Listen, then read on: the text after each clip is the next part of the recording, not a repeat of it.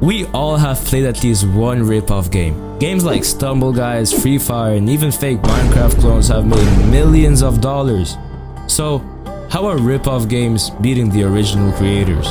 Slide out the garage, I got 100 cars, just for the underdogs. The teller just asked me how I want the cashy. I told him 100 large.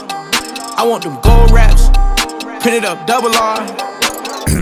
When people hear the word rip-off game, What the hell? they probably start thinking about some low-quality, lazy game made in less than a week. But that's not what's happening. Some of these games have entire developers working on it, and they're dominating app stores, getting millions of downloads. Let's take an obvious example. Stumble Guys. Yo, prime summer 2022 when you try to remember all the shortcuts in every single map, and your TikTok was full of these Stumble Guys sweats with some fucking funk music in the back.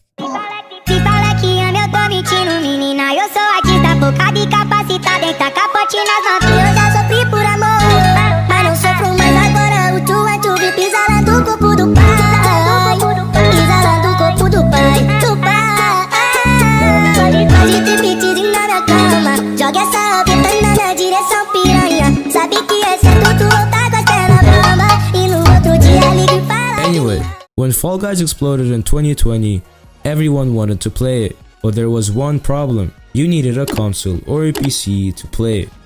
And plus that shit was like 20 bucks. Like tell me right now, yeah? Who is finna waste 20 bucks on some beans running around and then play for a week and then forget about it?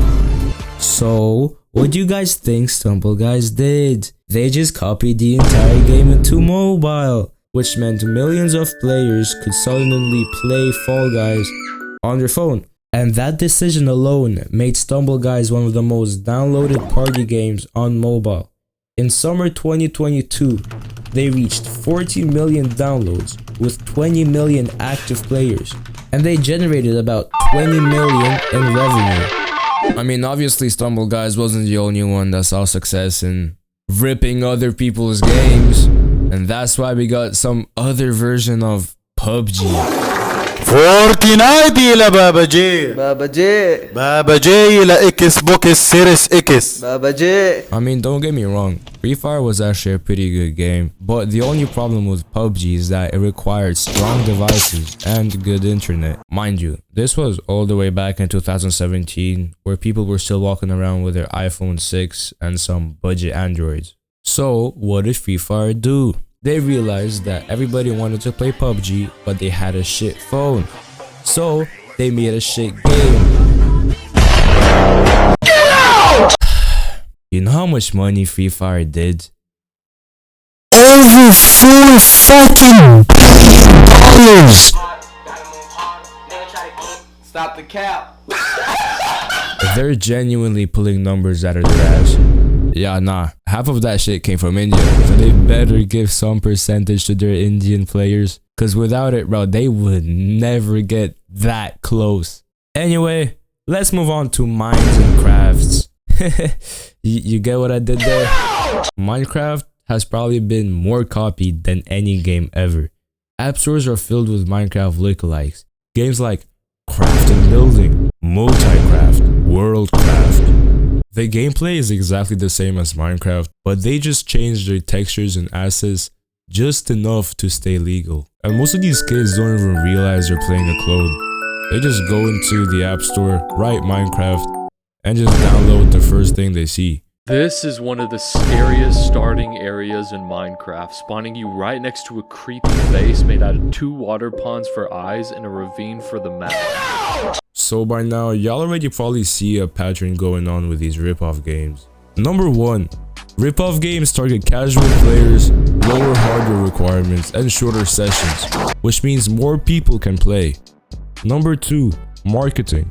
Most rip-off games spend more money on ads than development. I mean, how many ads have you seen of Call of Duty? And then how many ads you seen of Free Fire or something?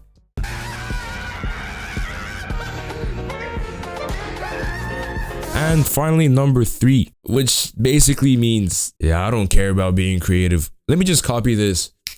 that game. Let me just copy Skate 4 and then make it into some Indian version and then just market it crazy, spend like 1 million on ad advertisements. So then why don't just games sue the Ripoff games? I mean, obviously I wouldn't like someone copying PUBG and then making it into a shit game. Like, well, you can't copyright game ideas. You can only copyright characters, assets, music, exact code, and unique designs. That means you can legally copy game mechanics, concepts, and genres as long as you change it slightly so it doesn't look exactly the same. That's why Stumble Guys doesn't use Fall Guys characters, or why Free Fire looks different than PUBG, and why Minecraft clones slightly change textures. They don't copy the game, they just copy what worked.